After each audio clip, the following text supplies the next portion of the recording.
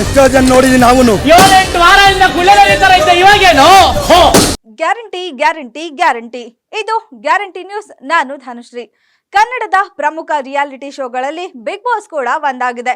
Most expected reality show ಅಂತಾನೆ ಹೇಳ್ಬೋದು. ಹಾಗೆ ಕೂಡ ಇದು ತುಂಬಾ ಚೆನ್ನಾಗಿ ಮೂಡಿ ಬರ್ತಾ ಇದೆ. ಇನ್ನೇನು ಒಂದೇ ವಾರ ಇದೆ ಫಿನಾಲೆಗೆ. ಇನ್ನು ಬಿಗ್ ಬಾಸ್ ಅನ್ನ ಜನರು ಇಷ್ಟಪಡೋಕೆ ಅನೇಕ ಕಾರಣಗಳಿದೆ.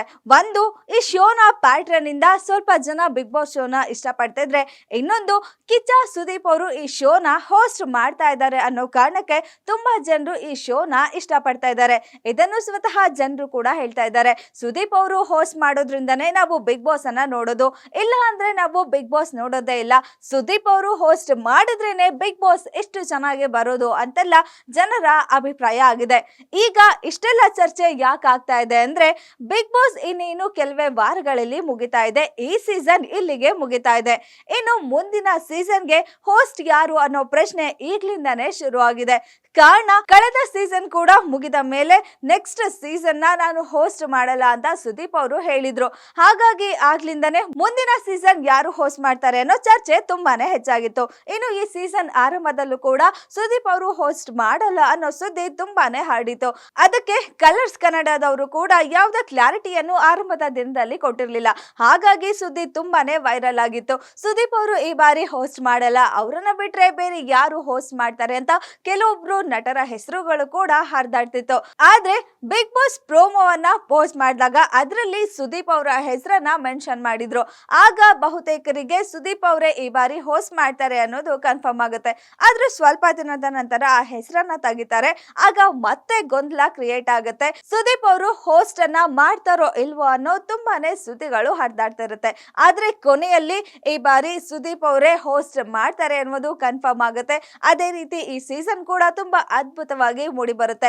ಇದುವರೆಗೂ ನಡೆದ ಬಿಗ್ ಬಾಸ್ ಸೀಸನ್ ಗಳಲ್ಲಿ ಈ ಬಾರಿಯ ಬಿಗ್ ಬಾಸ್ ಅತಿ ಹೆಚ್ಚು TRP ನ ತಗೊಂಡು ನಂಬರ್ 1 ಶೋ ಆಗಿ ಕೂಡ ಇದೆ. ಇನ್ನು ಈ ಸೀಸನ್ ಆರಂಭದಲ್ಲೂ ಕೂಡ ಸುದೀಪ್ ಅವರು ಹೇಳಿದ್ದಾರೆ, ಇದು ನನ್ನ ಕೊನೆಯ ಸೀಸನ್ ಅಂತ ಹೇಳಿ.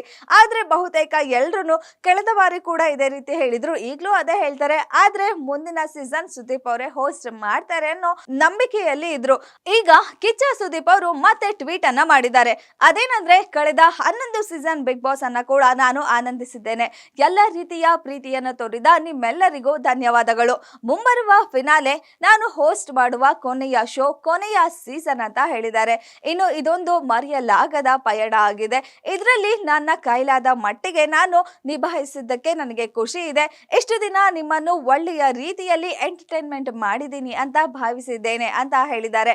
ಹಾಗೆ ಈ ಅವಕಾಶವನ್ನ ಕೊಟ್ಟ ಕಲರ್ಸ್ ಕನ್ನಡಗೆ ಧನ್ಯವಾದಗಳನ್ನ ತಿಳಿಸಿದ್ದಾರೆ. ಇನ್ನು ಈ ಪೋಸ್ಟ್ ಮೂಲಕ ಕಿಚ್ಚ ಸುದೀಪ್ ಅವರು ನಡೆಸಿಕೊಡುವ ಬಿಗ್ ಬಾಸ್ ಇದೇ ಕೊನೆ ಸೀಸನ್ ಅಂತ ಬಹುತೇಕ ಖಚಿತವಾಗಿದೆ. ಈ ಮೊದಲು ಕೂಡ ಈ ಸೀಸನ್ ನ ಆರಂಭದಲ್ಲಿ ಸುದೀಪ್ ಅವರು ಟ್ವೀಟ್ ಮಾಡಿದ್ರು, ಮತ್ತೆ ಈಗ ಕೊನೆ ಹಂತದಲ್ಲಿರುವಾಗ್ಲೂ ಟ್ವೀಟ್ ಮಾಡಿದ್ದಾರೆ. ಹಾಗಾಗಿ ಈಗ ಅವರು ತಮ್ಮ ನಿರ್ಧಾರಕ್ಕೆ ಬಹುತೇಕ ದೃಢ ಆಗಿದ್ದಾರೆ. ಮುಂದಿನ ಸೀಸನ್ ಖಂಡಿತ ಅವರು ಹೋಸ್ಟ್ ಮಾಡೋದಿಲ್ಲ ಅನ್ನೋದು ಬಹುತೇಕ ಕನ್ಫರ್ಮ್ ಆಗಿದೆ ಅಂತಾನೆ ಹೇಳ್ಬೋದು. ಇನ್ನು ಈ ವಿಚಾರ ಅವರ ಅಭಿಮಾನಿಗಳಿಗೆ ತುಂಬಾನೇ ಬೇಜಾರಾಗಿದೆ. ಬಿಗ್ ಬಾಸ್ ನೋಡೋರು ತುಂಬಾ ಜನ ನಾವು ಸುದೀಪ್ ಅವರಿಗೋಸ್ಕರನೇ ನೋಡ್ತೀವಿ ಅಂತ ಹೇಳಿದ್ದಾರೆ.